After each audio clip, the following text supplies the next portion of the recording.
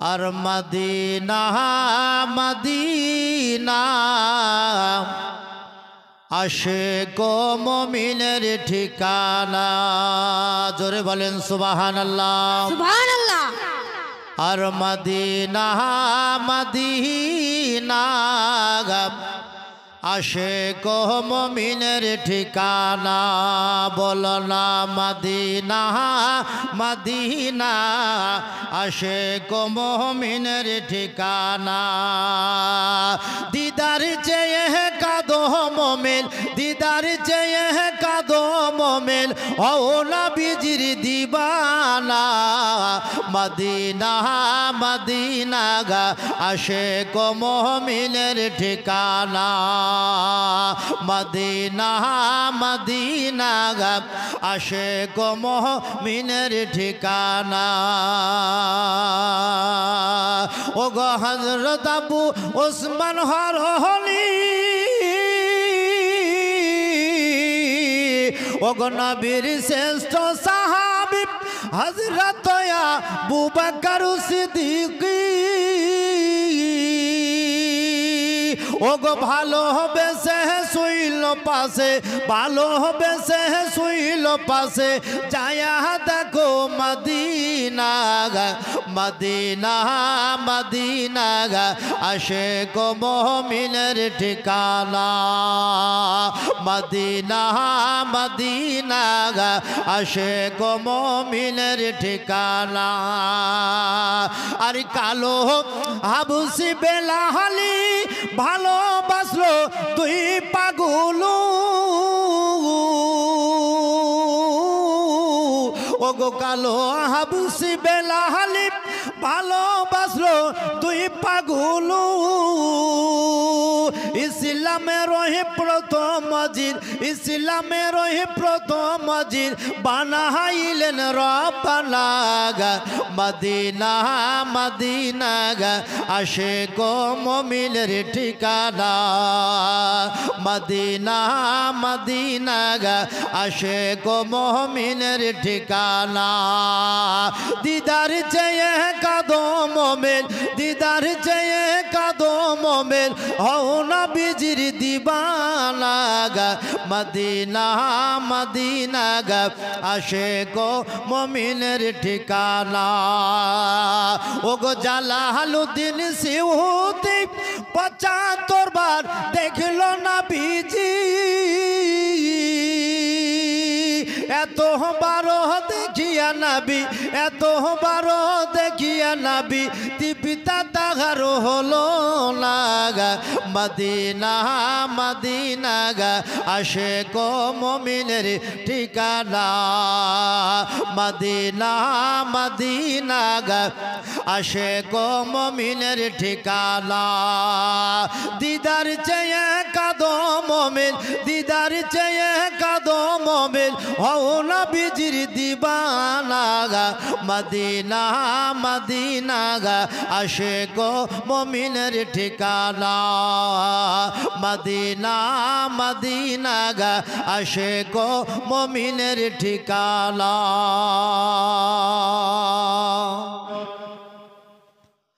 হযরত আবু বকর সিদ্দিক রাদিয়াল্লাহু তাআলা আনহু এই দেখেন এক এক করে কাপড়াটাকে যেন বাবাজি গর্তের মুখে দিয়ে দেওয়া হলো।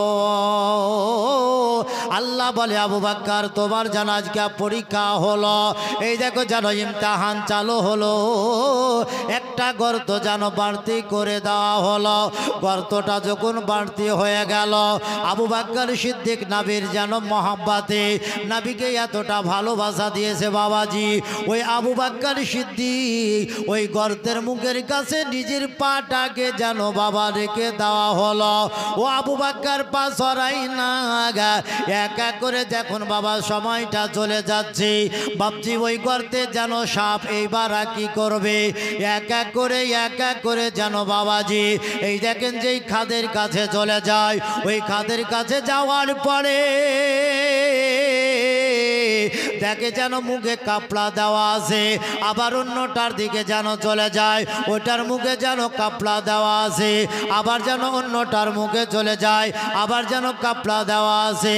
ওই সাপ এক এক করে বাবা গো সমস্ত খাদের কাছে যাওয়ার পরে দেখলো জানো সমস্ত খাদের মুখে একটা একটা করে কাপড়া দেওয়া আছে। আবু বকর যে একটাতে পা মুবারক রেখেছেন লাস্ট পর্যন্ত যেন বাবাজি চলে যাওয়া হলো। ওই যেন চলে যাওয়ার পরে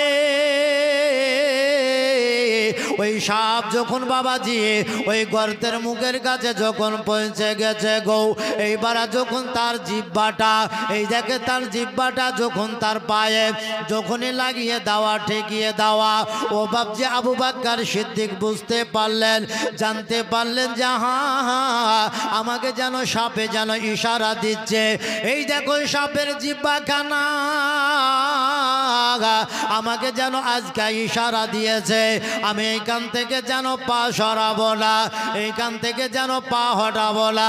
আমি যদি পা সরিয়ে নিয়ে আল্লাহর পয়গম্বরকে দংশন করে নেবে, আমাকে যদি দংশন করে নেয়, এমনকি মক্কা থেকে মদিনা 360 কিলোমিটার দূর, এমনকি মক্কা মদিনাবাসী জানতে পারবে না বুঝতে পারবে না গর্তের মধ্যে থাকবো।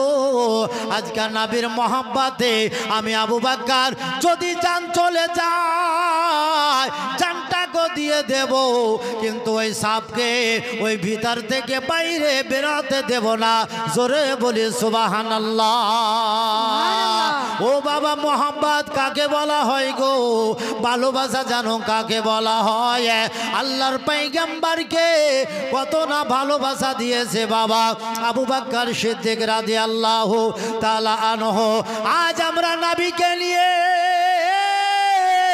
এমন খেলা চালু করলাম, ও মুসলমান সাবধান হয়ে যান, হুঁশিয়ার হয়ে যান। নবীকে নিয়ে কোন রকমের যেন কথা আরম্ভ করবে না। নবীর সঙ্গে মহব্বত খালি মানুষ নয় চার পায়া জানোয়ার পর্যন্ত নবীকে ভালোবাসা দিয়েছে। জোরে বলি সুবহানাল্লাহ। ও দুপায়া মানুষ রে, আজ নবীকে চিনার পরও চিনতে পারলি না, নবীকে ভালোবাসা দেওয়ার দরকার, ওই ভালোবাসা দিতে পারলি না।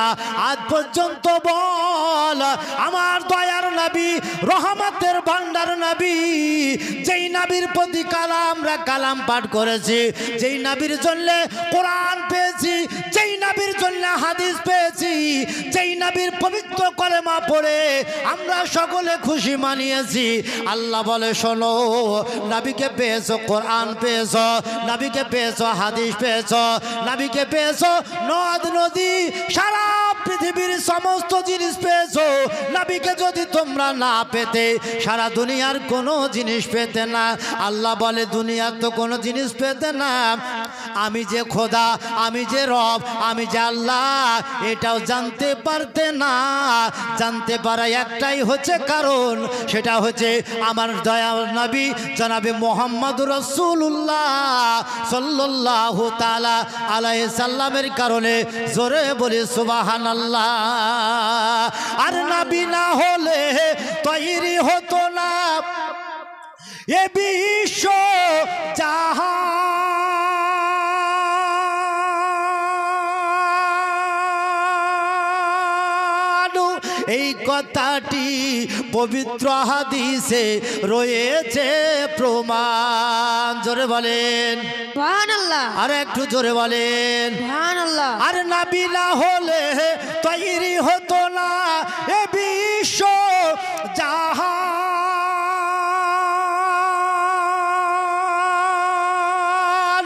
এই কথাটি পবিত্র হাদিসে রয়েছে প্রমাণ।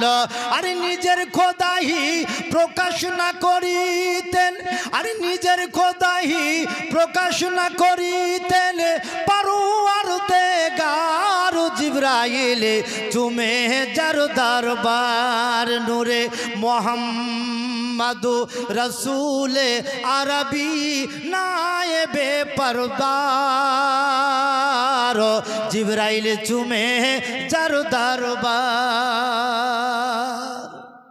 একমাত্র নবীর মহব্বতে, নবীর কারণে আল্লাহ বলেন যে নবীর কারণে তুমি বুঝতে পেরেছো যে আমি খোদা, আমি আল্লাহ। জোরে বলেন সুবহানাল্লাহ। আর একজন 500 টাকা দিয়ে গেছে, সুবহানাল্লাহ সুবহানাল্লাহ। এই দেখেন 500 টাকা দিয়েছে আমার মা জননী এবং নাকের একটা এই দেখেন সোনা দিয়েছে। এর ভিতর ভরো তো, ওটাকে এক জায়গায় করো, ওটা খুলে খুলে এটাকে ভরো এক জায়গাতে। নাকের ঘড়ি বাবাজি আর একটা সোনার এসেছে। একজন মা আমার 500 টাকা দিয়েছে, নাকের ঘড়িটা দিয়েছে। আল্লাহ রাব্বুল আলামিন যেন আমার মায়ের দানকে কবুল করেন। 200-500 করে অনেকে যেন দান দিয়েছেন। ও বাবা ভাই, যেটা বলতে চাইছিলাম, হযরত আবু বকর সিদ্দিক রাদিয়াল্লাহু তাআলা আনহু নবীর মহব্বতে বলেন, খোদা আজ যদি আমার জান চলে যায় চলে যাক, কিন্তু আমি নিজের পাটাকে সরাবো না। জোরে বলেন সুবহানাল্লাহ। এটা কার মহব্বতে? একমাত্র দয়ার নবী সাল্লাল্লাহু তাআলা সাল্লামের মহব্বতে আবু বকর সিদ্দিক এই কথাটা বলতে চাইলেন। হযরত আবু বকর সিদ্দিক রাদিয়াল্লাহু তাআলা আনহু বলে, খোদা আমি যেন পা সরাবো না। এই দেখেন সাপে আসার পরে এইবার জিহ্বাটা লাগিয়ে দেয়। পায়ে লাগানোর পরে যেন বাবা বুঝতে পারলো, জানতে পারলো না যেন পা সরাবো না, এইখান থেকে যেন পা সরাবো না। সব এক এক করে অনেকটা সময় গেল। সাপ দেখলো যে না, আবু বকর পা সরাই না। আর দয়ার নবীর সঙ্গে আমি ততক্ষণ পর্যন্ত দেখা না করব আমাকেও যেন ভালো লাগে না। জোরে বলেন সুবহানাল্লাহ সুবহানাল্লাহ। সাপ একদিন কারো, 2 দিন কারো নয়। সেই সাপ বলা হয়েছে হযরতে মুসা কালিমুল্লাহর জামানার সাপ। যেই সাপের বয়স কমসে কম হাজার হাজার বছর পূর্বেকার সাপ। সাপ কিসের জন্য হলো? গর্তে আসার কারণটা কি? একমাত্র নবীর সঙ্গে বেয়াদবি করার জন্য খোদা তাকে সাপ বানিয়েছে। জোরে বলেন সুবহানাল্লাহ সুবহানাল্লাহ। মুসা নবীর জামানার উম্মত, মুসা নবীর যে কলেমা পড়েছে লা ইলাহা ইল্লাল্লাহ, মুসা কালিমুল্লাহ পড়ে জান্নাতি হবে, সেই ব্যক্তি তার কিতাব পড়ে যাচ্ছে। কিতাবের মধ্যে লেখা আছে লা ইলাহা ইল্লাল্লাহ মুহাম্মাদুর রাসূলুল্লাহ। প্রত্যেকটা পৃষ্ঠা উল্টে যায়, একই নাম দেখতে পাই। ওই ব্যক্তিটা মনে মনে চিন্তা করলো, ও বাবা, মুসা কালিমুল্লাহর জামানার মানুষ। এক এক করে কিতাব খুলে খুলে দেখে নবীজির নাম। যেই নবীজির কলেমা পড়েছে লা ইলাহা ইল্লাল্লাহ মুসা কালিমুল্লাহ, তার নামটা কেন পাই না? নবীর নামটা পাচ্ছি, এটা কোন নবী আছে? যেই নবীকে চিনি নাই, জানি নাই, সেই নবী জানা আছে, তারে চিনতে পারি নাই। মুসলমান দরদি বাবা ভাই, আজ সে ব্যক্তি কি করলো? এক এক করে নবীজির নামের কাছে ঢেরা দাগ দিয়ে দিল, গুণিত চিহ্ন দিয়ে দিল, তাকে বাদ করে দিল। আমার নবীর নাম খুঁজে পাওয়া যায় না। দয়াল নবী সাল্লাল্লাহু আলাইহি সাল্লামের নামকে যখন কেটে দেওয়া হলো, আল্লাহ রাব্বুল আলামিন বলেন, ও মুসা কালিমুল্লাহর জামানার মানুষ, আজ মুসা নবীর কলেমা পড়ে তুমি জান্নাতি হতে চাও, কিন্তু তোমার যে মুসা নবী আমার রাসূলের যে কলমা পড়তে চায়, জোরে বলেন সুবহানাল্লাহ, সেই নবীর তুমি নাম কেটে দিয়েছো। আল্লাহ পাক পরওয়ারদিগার রব্বুল আলামিন বলেন, আজ আমার রাসূলের, আমার পয়গম্বরের যখন নাম কাটতে পেরেছো, আমি আল্লাহ রাতকে দিন বানাতে পারি, দিনকে রাত বানাতে পারি। যাও, আজ আমি তোমারে এমন একটা জানোয়ার তোমারে বানাবো, এমন একটা তোমাকে বানিয়ে দিচ্ছি যে তোমারে আজ একতলা 2 তলা বাড়িতে তুমি থাকতে পাবে না, মহাব্বত ও ভালোবাসা রাখতে পারবে না নবীর নাম কেটে দেওয়ার কারণে। যাও, তোমাকে পরের ঘরে আশ্রয় নিতে তোমারে যেন সাপ বানিয়ে দিলাম। জোরে বলেন সুবহানাল্লাহ সুবহানাল্লাহ। মুসা নবীর জামানার সাপ সেই গর্তের মধ্যে আছে। মনে মনে চিন্তা করে, যেই নবীর নাম কেটে দিয়েছি, সেই নবীর কাছে যতক্ষণ পর্যন্ত তিনার চেহারা দর্শন না করব, নবীজির কাছে যতক্ষণ পর্যন্ত না যাব, ততক্ষণ পর্যন্ত আমার এই সাপ সাপ হয়ে থাকতে হবে। নবীজির কাছে আমাকে দাঁড়িয়ে যেতে হবে, ভুল স্বীকার করতে হবে। নাবি যদি আমারে ক্ষমা করে দেন তবে যেন আমি মানুষ আবার মানুষ হয়ে যাব। তবে বাপজি সেই সময় আবু বকর সিদ্দিকের পায়ে বারবার করে যখন ইশারা করতে থাকলো, পা যেন সরাতে থাকলো না। লাস্ট পর্যন্ত সেই সাপ কি করেছিল, হযরত আবু বকর সিদ্দিক রাদিয়াল্লাহু তাআলা আনহুর যেন পায়ে যেন বাবাজি দংশন করেছিল, কেটে দিয়েছিল। হযরত আবু বকর সিদ্দিক রাদিয়াল্লাহু তাআলা আনহুর পায়ে যেন বাবাজি দংশন করা হলো। ও আবার বাবুলেরা, বাবারা, ভাইয়েরা, এই দেখেন সলর যখনই দংশন করে দিয়েছে, হযরত আবু বকর সিদ্দিক রাদিয়াল্লাহু তাআলা আনহু বলেন, আমি যেন সঙ্গে সঙ্গে বুঝতে পারলাম, জানতে পারলাম মাথা থেকে পা পর্যন্ত রক্ত যাওয়া আসা করতেছিল। আমার যেন চেহারাটা যেন চেঞ্জ হয়ে গেল। আল্লাহ পাক পরওয়ারদিগার রব্বুল আলামিন বলে, আবু বকর দুনিয়ার সাপে যদি কাউরে যেন কামড়ে নেয়, যদি কেটে নেয়, আমি তার চেহারাটাকে যেন কালো করে দিই। আবু বকর রে, আজ যেন তোমাকে যেন মুসা কালিমুল্লাহর জামানার সাপ মানুষে দংশন করেছে, আজকে তোমার চেহারা আমি কালো করব না, তোমার চেহারাটা যেন আলাদা করে দিলাম। ও আমার বাবা, ভাই, মা, বোন, এই দেখেন চেহারাটা আলাদা হয়ে গেল। আবু বকর সিদ্দিক রাদিয়াল্লাহু তাআলা আনহু মনে মনে চিন্তা করলেন, না লাভ আমার জাং মুবারকে মাথা কানা নাবিজি রেখে, নাবিজি যেন আরাম বিরাম করে যাচ্ছেন, নাবিজি চোখ দুটা বন্ধ করে আছেন। এইবার যদি নাবিকে আমি ডাক দিয়ে তাহলে নাবিজি আরাম করছিলেন যেন নষ্ট হয়ে যাবে। আল্লাহর নবী যদি বেজার হয়ে যায়, আমার জন্য যদি বদদুয়া করে দেয়, তাহলে কিন্তু সব বেকার হয়ে যাবে। আল্লাহ পাক পরওয়ারদিগার রব্বুল আলামিন বলেন, নবীজি আজ আবু বকরকে দিয়ে আজ একটা ইতিহাস চালু করব। জোরে বলেন সুবহানাল্লাহ। সুবহানাল্লাহ। সুবহানাল্লাহ। মুর্তুদ সাহেব মাশাআল্লাহ যোগ্য বাপের যোগ্য ইয়ং ছেলে বাবাজি। আজকে মুর্তুদ বলে বলালা, আমি আল্লাহর ঘর মসজিদের জন্য 500 টাকা দান করলাম। সুবহানাল্লাহ। আরেকজন নওজোয়ান ছেলে লাগভাগ ও 450 কি 500 টাকা দান করে গেছি। আল্লাহ যেন তিনারও দানকে যেন কবুল করে। ও আমার বাবা, ভাই, মা, বোনেরা গো, এই দেখেন আবু বকর সিদ্দিক রাদিয়াল্লাহু তাআলা আনহু যেন বাবা পাটাকে সরিয়ে নিয়েছে। এইবার আবু বকর মনে মনে চিন্তা করলো, যদি আমি মুখটাকে নিচু করে নে, মুখটাকে যেন পার আয় আমার মা বোনেরা গো, এই দেখেন আবু বকর সিদ্দিক মাথা যেন আর নিচু করলো না, ও পার যেন করে নিয়েছে।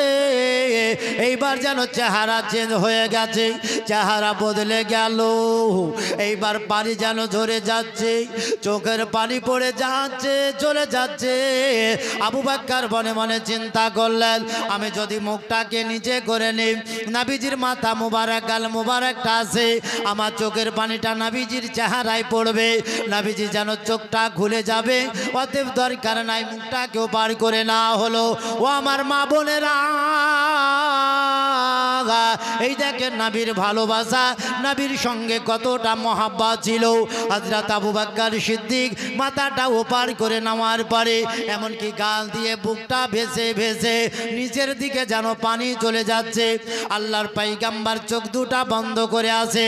আল্লাহ বলে, নবীজি চোখ দুটা খুললে হবে না, আপনাকে যেন ওইভাবে যেন থাকতে হবে যতক্ষণ পর্যন্ত আবু বকর সিদ্দিক আপনাকে না বলবে, ততক্ষণ পর্যন্ত আপনারে ওইভাবে যেন থাকতে হবে।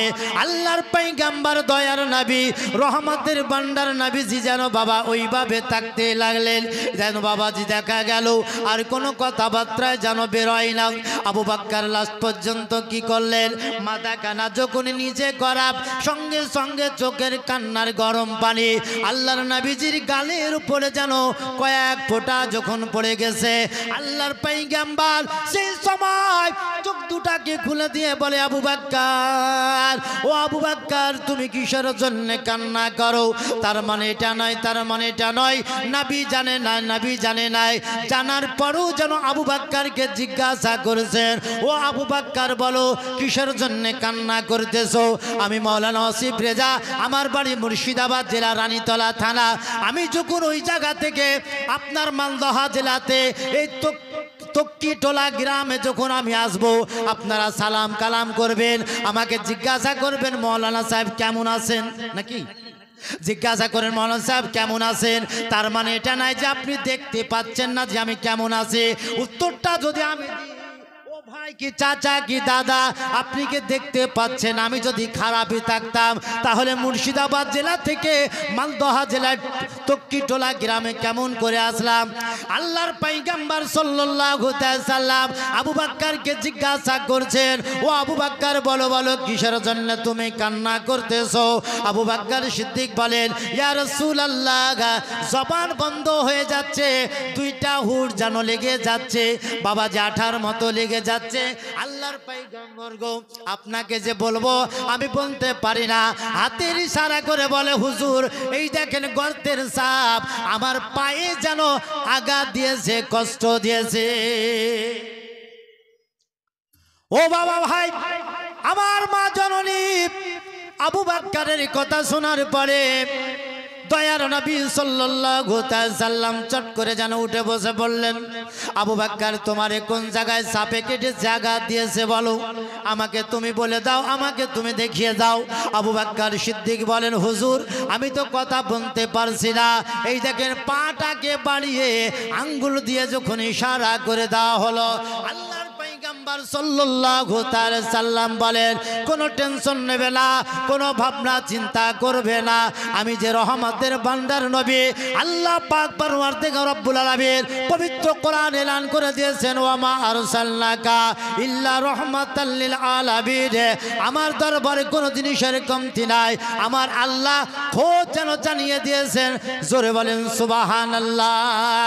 ও আবু বকর, কোনো ডাক্তারের কাছে যেতে হবে না, কোনো কবিরাজের কাছে যেতে হবে না, কোনো ওষুধ নিতে যেতে হবে না, কোনো ফার্মেসি নিতে যেতে হবে না ওষুধ নেওয়ার জন্য।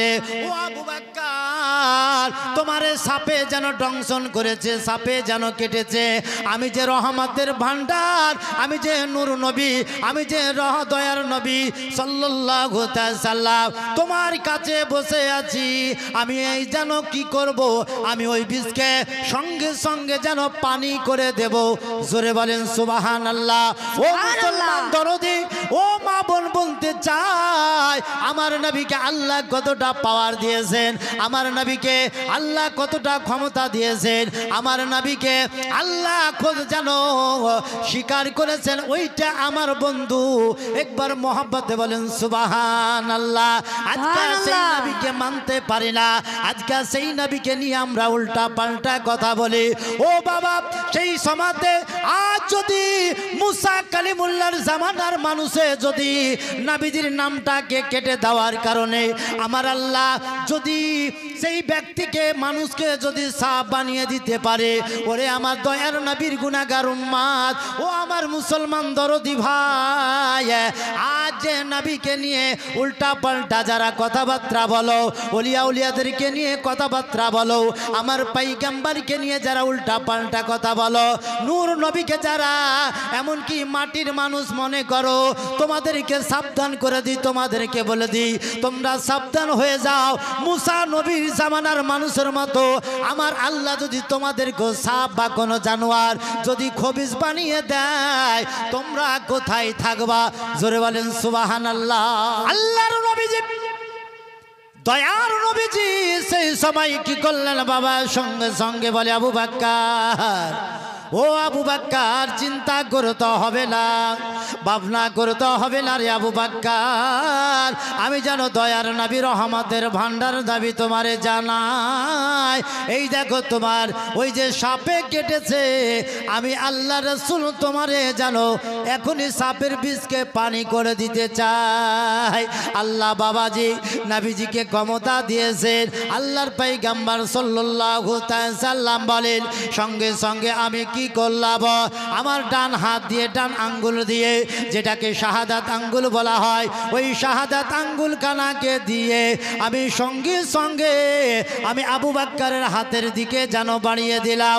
ও আবু বকর, দেরি করলে হবে না, দেরি করলে হবে না, এই দেখো আমার থুতু মুবারক কানাকে তুমি নিয়ে নাও। আর নেওয়ার পরে ওই যে জায়গাটায় সাপে কেটেছে, তোমারে যেন আঘাত দিয়েছে, কষ্ট দিয়েছে, দংশন করেছে, রয়েছে ওই জায়গায় তুমি লাগিয়ে দাও। আমি যে বিশ্ব নবী দয়ার নবী বলতে চাই, সঙ্গে সঙ্গে যেন বীজ পানি হয়ে যাবে। জোরে বলেন সুবহানাল্লাহ। নবীজির কথা মোতাবেক আবু বকর সিদ্দিক বাবা আর দেরি করলেন না, যখনই সঙ্গে সঙ্গে বীজটা ওই তো মোবারকটাকে লাগিয়ে দেওয়া। ও বাবজি কি হলো? এই দেখেন বীজ যেন পানি হয়ে গেল, ও বীজ যেন পানি হয়ে গেল। আবু বকর সিদ্দিক যেন সেই সময় একজন দিয়েছে বাবা 500 টাকা। সুবহানাল্লাহ। আল্লাহ রাব্বুল আলামিন যেন তিনার দানকে যেন কবুল। যাই হোক মা বোনদের তরফ থেকে বেশ কিছু টাকা বাবাজি এসেছে। যাই হোক আমার বাবা ভাই, যেটা বলতে চাচ্ছিলাম, আমার রাসূলের সঙ্গে আমার দয়ার নবীর সঙ্গে আবু বকর কত না ভালোবাসা দিয়েছে, একমাত্র কিসের জন্যে? কাল কিয়ামতের ময়দানে যাতে কোনো কষ্ট না হয়, কবরে যাতে কষ্ট না হয়, হাসরে জানে কষ্ট না হয়, মিজানে কষ্ট না হয়, এই মাত্র নবীর সঙ্গে মহব্বত রেখেছেন ও আমার বাবা ভাই আল্লাহর পয়গম্বর সাল্লাল্লাহু তাআলা সাল্লাম। বাবাজি এই দেখেন আবু বকর সিদ্দিককে বললেন, আবু বকর তোমার বলো এবার শরীরটা কেমন আছে? বলে হুজুর আপনার মহব্বত এতটা ভালোবাসা পেয়েছিলাম গো নবীজি, আজকে আমার চেহারা এবং শরীরটা যেন ভালো আছে। ও বাপজি ওইখান থেকে এবার চলে যাবে গো। আল্লাহর পয়গম্বর যেন কত না কষ্ট করেছেন। আল্লাহর নবীজি একদিন রাস্তা দিয়ে চলে যাচ্ছেন, ও বাবা এক এক করে কয়েকজন সাহাবী যেন বাবাজি চলে আসলো। আল্লাহর নবীজি আমরাও যেন যেতে চাই। বলে কোথায় চলে যাবে বলো? বলে নবীজি আপনি যেখানে যাবেন আমরাও চলে যেতে চাই। আল্লাহর নবীজি বলে শোনো, এটা হচ্ছে শীতের মৌসুম গো, শীতের সময় তোমাদেরকে যেতে হবে না। সাহাবী বর্গরা বলে হুজুর আপনাকে যেন এতটা ভালোবাসা দিয়েছে আল্লাহর পয়গম্বর নবীজি, আপনি যেখানে যাবেন নবী গো আমরাও যেন সেখানে যেতে চাই। বর্গরা বলে হুজুর আমরাও যেন যেতে চাই। এই দেখেন যেন সঙ্গে করে বাবাজি চলে যাচ্ছে। এক এক করে কিছু দূর যাওয়ার পরে একজন সাহাবী বলে নবী গো কমসে কম আমার বাড়িতে একটু আরাম বিরাম করুন, দুটা খাওয়ার যেন ব্যবস্থা করেছি। আল্লাহর পয়গম্বর বলে না না তোমার বাড়ি যেন যেতে পারবো না। বলে হুজুর কেন যাবেন না? কিসের জন্য যেতে পারবেন না? বলে দেখো তোমার বাড়ি যদি চলে যায় অন্যান্য সাহাবা বর্গরা বলবে যে হ্যাঁ এই দেখো নবী ওই সাহাবী যেন ধনী আছে, টাকা পয়সা আছে, পাক্কা বাড়ি আছে বলে তার বাড়ি চলে গেছে, আর নবীজি আমাদের বাড়ি যেন আসে না, এই জন্য তোমার বাড়ি যেতে চাই না। এই দেখো আমি নবীজি একটা ফয়সালা করে দিচ্ছি, একটা বিচার করে দিচ্ছি গো। এই দেখো ঘোড়ার পিঠের ওপরে যেন চেপে গেলাম, ঘোড়ার লাগামটা দড়িটা যেন রেখে দিলাম। আমার ঘোড়াটা যেই সাহাবীর বাড়ির সম্মুখে দাঁড়িয়ে যাবে বা বসে যাবে, আমি নবীজি ওই সাহাবীর বাড়ি চলে যাব। জোরে বলেন সুবহানাল্লাহ। যখনই বাবা বিচার করে দিলেন, ফয়সালা যখন করে দেওয়া হলো, শীতের সময় বাবা গো এই দেখেন এমন একজন সাহাবীর বাড়ির সম্মুখে যখন ঘোড়াটা দাঁড়িয়ে গেছে, দাঁড়িয়ে যাওয়ার পরে আবার ঘোড়াটা হালকা হালকা ভাবে যেন বসে গেল। নবীজি ডাক দিয়ে বলেন, ও সাহাবী বলো বলো এইখান থেকে কোন সাহাবীর বাড়িটা কাছে আছে? একজন সাহাবী ডাক দিয়ে বলেন, ইয়া রাসূলুল্লাহ ইয়া হাবিবাল্লাহ নবী গো আমার নাম হচ্ছে আরকান বিন আরকান, আমার বাড়িটা যেন কাছে আছে গো নবীজি। যেইভাবে ফয়সালা করে দিলেন বিচার মোতাবেক যেন আমার বাড়িটা কাছে আছে। নবী বলে যাও যাও চলে যাও, ওই বাড়িতে জায়গাটা যেন পরিষ্কার করে নাও, পরিচ্ছন্ন করে নেওয়ার পরে আমরা সকলে তোমার বাড়িতে রাত্রিবেলায় আশ্রয় নেব, তোমার বাড়িতে আরাম বিরাম করব। সাহাবী চিৎকার দিয়ে বিবির নাম ধরে ডেকে ডেকে চলে যায় চলে যায়। বিবি যেন আওয়াজ শুনে মনে মনে চিন্তা করল, হারে আমার স্বামী কিসের জন্য ডাক দিয়েছে, এই ডাকের কারণটা যেন বুঝতে পারি নাই, জানতে পারি নাই। বিবি ছুটে ছুটে চলে আসে, ওগো আমার স্বামী কমসে কম বলুন কিসের জন্য আমাকে ডাক দিয়েছেন। বলে বিবি রে এই দেখ আল্লাহর পয়গম্বর যে ফয়সালা করে দিয়েছিলেন ওই ফয়সালা হিসাবে আল্লাহর নবীজি আমাদের বাড়িতে যেন আরাম বিরাম করবেন। এই কারণে বলি বিবি ওই বাড়িটা কমসে কম পরিষ্কার করে নাও, ওই বাড়িটা যেন ঠিক করে নাও। বাবা মনে রাখবেন আর এলাকার দিকে যেন যেরকম আছে ওই মাটির দোতলা বাড়ি ওই সাহাবীর যেন বাবা ছিল, মাটির দোতলার উপরে আল্লাহর পয়গম্বরের জন্য এই দেখেন জায়গা করে দেওয়া হলো। এইবার যেন নবীজি চলে এসেছেন, নবীজি ওপার তলায় আপনার জন্য জায়গার ব্যবস্থা করে দেওয়া হয়েছে। নবী বলে না না না ও সাহাবী আর কেন রে, আমি ওপার তলায় থাকতে রাজি নয়, আমার জন্য নিজ তলায় জায়গা করো। সাহাবীর বিবি বলেন ইয়া রাসূলুল্লাহ ইয়া হাবিবাল্লাহ, নবী গো দুই তলায় থাকা কি যাবে না? কিসের জন্য যাবে না কমসে কম বলুন।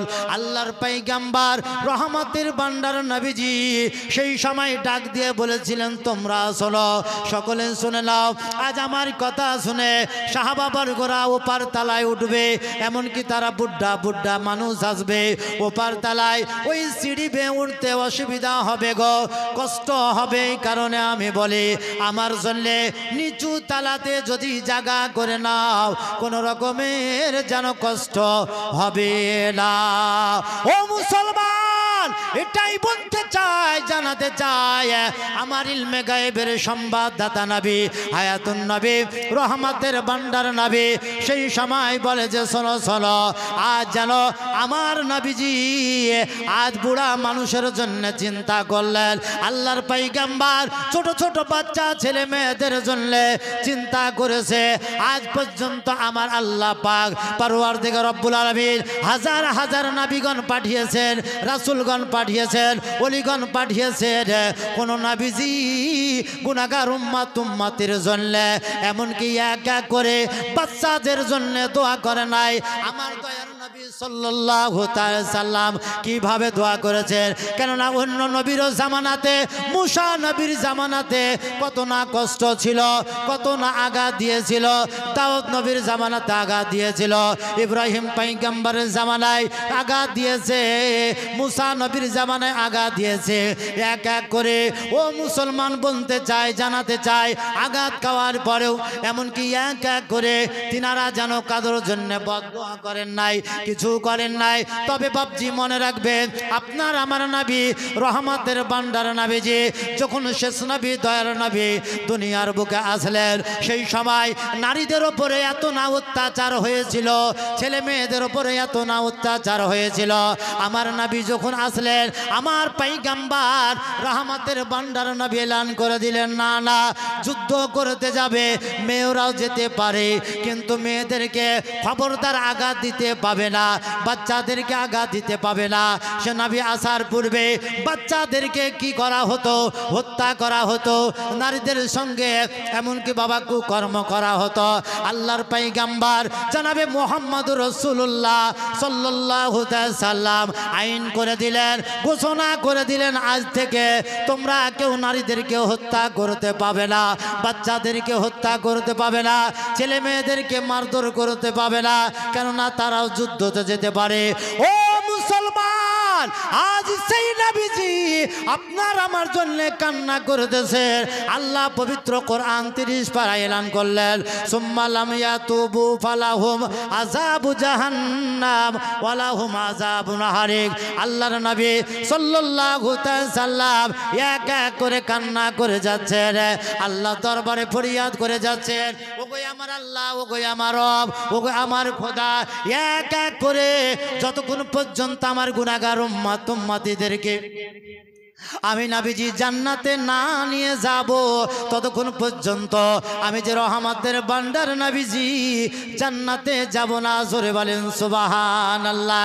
আমার নবীজি আজ পর্যন্ত কোন গুনাহগার উম্মতির জন্য যেন বদদোয়া করে নাই।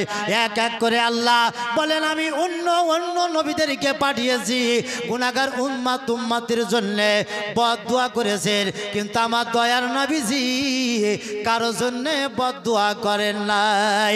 আজকে সেই নবীকে আমরা মানতে পারি নাই, আজকে সেই নবীকে নিয়ে অনেক কথাবার্তা বলতে থাকি। কেননা আমার রহমতের ভান্ডার নবী যে আল্লাহর নবী সাল্লাল্লাহু আলাইহি সাল্লাম বাবা রাত্রিবেলা আর একদিন একে ভোরে মহাকাশ একদিন এক ভোরে মহাকাশ রে পুটলি নিয়ে পালায় না বিজির ডরে। একদিন এক ভোরে মহাকাশ রে পুটলি নিয়ে পালায় না বিজির ডরে।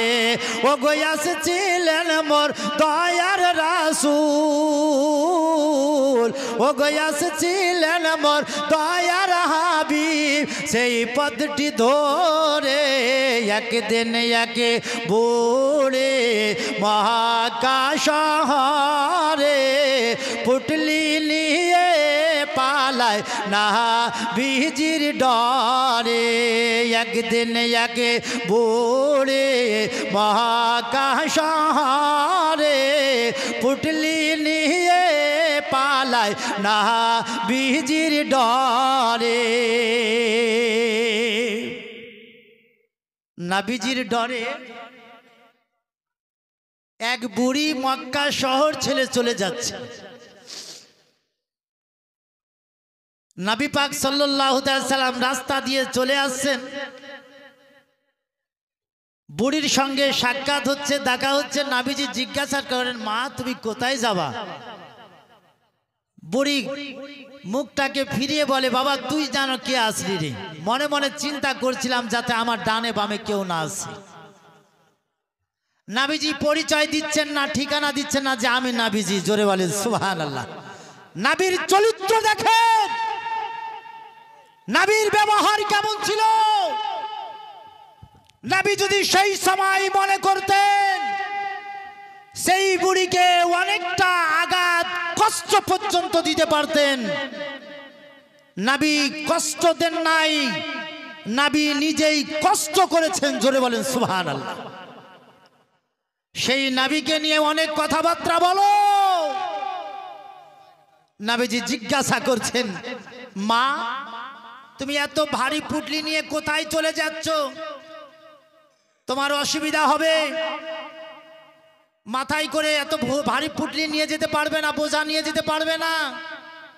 বলে, বাবারে এইরকম কথা বলিস না, সামনে যদি বিপদ আসে, বিপদের সময় অনেক ভারী বোঝা নিয়ে পালিয়ে যাওয়ার চেষ্টা করব বাবা, কমসে কম তুই এইখান থেকে চলে যা। নবীজি জিজ্ঞাসা করছেন, মা তুমি একবার বলো কিসের জন্য পালাচ্ছ, কার ভয়ে পালাচ্ছ, কোথায় যাচ্ছ, একবার কমসে কম বলো। আর আরেকটা কথা শোনো, মা তুমি যখন এইখান থেকে চলেই যাচ্ছ তাহলে তোমার সঙ্গে সঙ্গে আমিও যাব। জোরে বলেন সুবহানাল্লাহ। সুবহানাল্লাহ। শাকিলা খাতুন 500 টাকা দিয়েছি।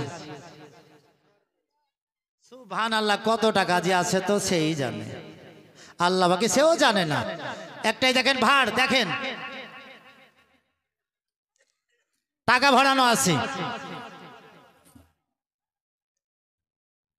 সেই সময় বুড়িকে বলতে থাকলো, মা ভারী বোঝাটা পুটলিটা আমাকে দাও, আমি কমসে কম মাথায় নিয়ে তোমার সঙ্গে সঙ্গে চলে যাব। নবীজি চলে যাচ্ছেন, বেশ কিছু দূর চলে যাওয়া হলো। মুসলমান আমার নবীজির চরিত্র দেখেন, ব্যবহার দেখেন। নবী রাস্তা দিয়ে চলে যাচ্ছেন, বুড়িকে জিজ্ঞাসা করেন, মা তুমি তো বলছো যে হ্যাঁ অনেক দূর চলে এসেছি, একটা কথা তোমারে বলি, মা একবার কমসে কম তুমি আমাকে বলো তুমি কার ভয়ে চলে যাচ্ছ, কিসের জন্য যাচ্ছ, একবার তুমি বলো। আল্লাহর নবী নূরের নবী গো, আপনি নবী আমার জীবনের জৈবন আল্লাহর নাবি নূরে নাবি গো আপনি নবী আমার জীবনের জৈবন দেখে আপনার মজেজা ভাগ্যবতী হয় খাদিজা আর সপে দিল জীবন আর জৈবন দেখে আপনার মজেজা ভাগ্যবতী হয় খাদিজা আর সপে দিল জীবন আর জৈবন আর ভালো দুলাবু যাহা ছিল কোরআনে সব সইপে দিল আপনারে বা নাইল আপন আপনা রে বা নাইল আপন আল্লাহ নাবি নূরে নাবি গো আপনি নবী আমার জীবনের জৈবন দেখিয়া হাজুরা তু বেলাল আর প্রেমেতে ওই আতাউল্লাহ সাহেব এক আক্তারুল সাহেব দিয়েছে 1000 টাকা মায়ের বোধহয় চুন দিকে চলে গেল কিরাল্লাহ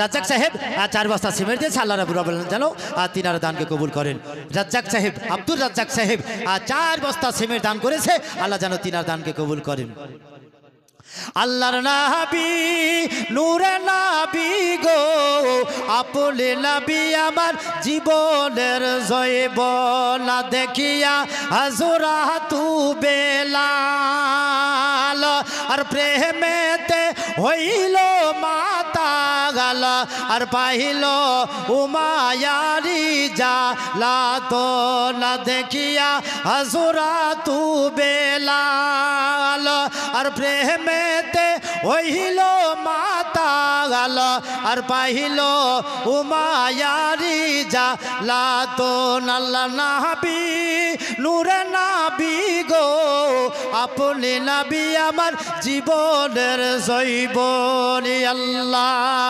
হুম্মা সাল্লাম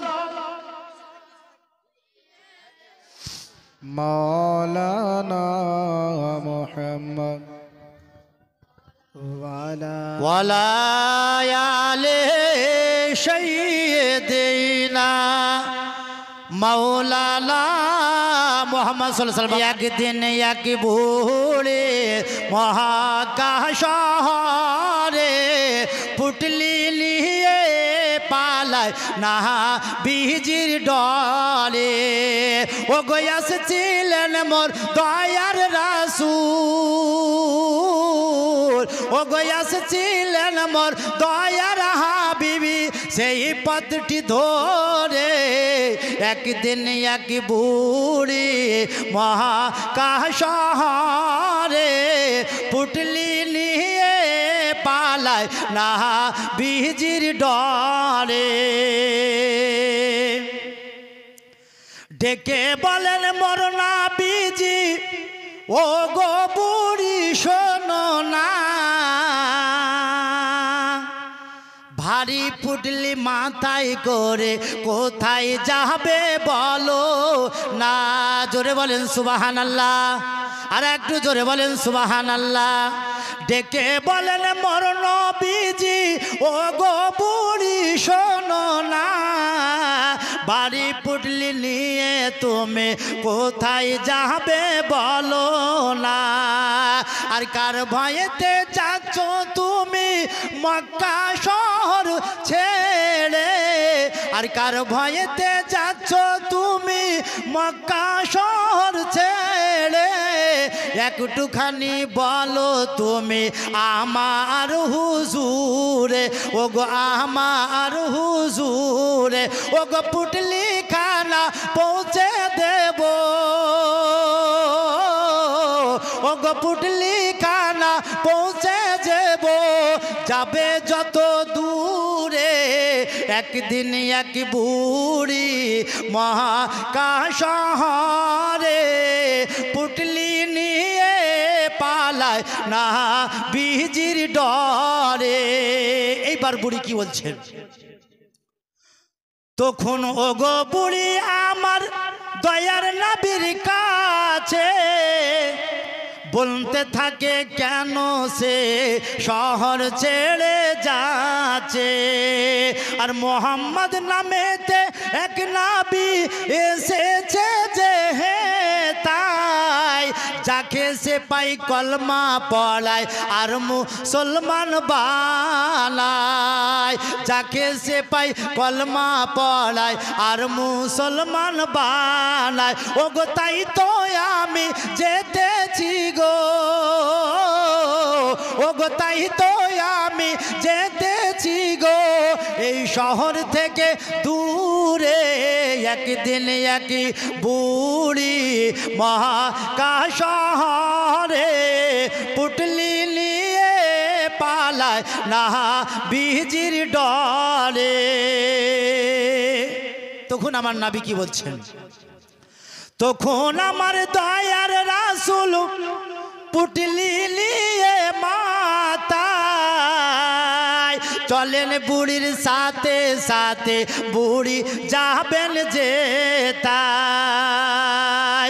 কিছু দূর যাওয়ার পরে আর কিছু দূর গিয়ে বুড়ি বলে থামো বাবা হে তাই, এসে গেছি অনেক দূর আর যাব না কোথায়, এসে গেছি অনেক দূরে আর যাব না কোথায়। ওগো আসতে পারবে না মুহাম্মদ,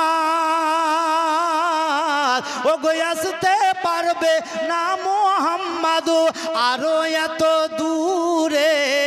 একদিন এক বুড়ি মহাকাশ শহরে পুটলি নিয়ে পালায় না বিজির ডরে। এইবার বুড়ি কি বলছেন? পুটলি নামিয়ে বলে বুড়ি ওগো তুমি এত ভালো, আরজ করি বাবা তোমার নামটু একবার বলো। জোরে বলে। মুস্তফা মিয়া দিয়েছে 200 টাকা আর 1 কুইন্টাল ভুট্টা দিয়েছে নাকি? সুবহানাল্লাহ। আর তৈবুর হোসেন দিয়েছে 1 কুইন্টাল ভুট্টা। পুটলি নামিয়ে বলে বুড়ি ওগো তুমি এত ভালো, আরজ করি বাবা তোমার নামটু একটু বলো।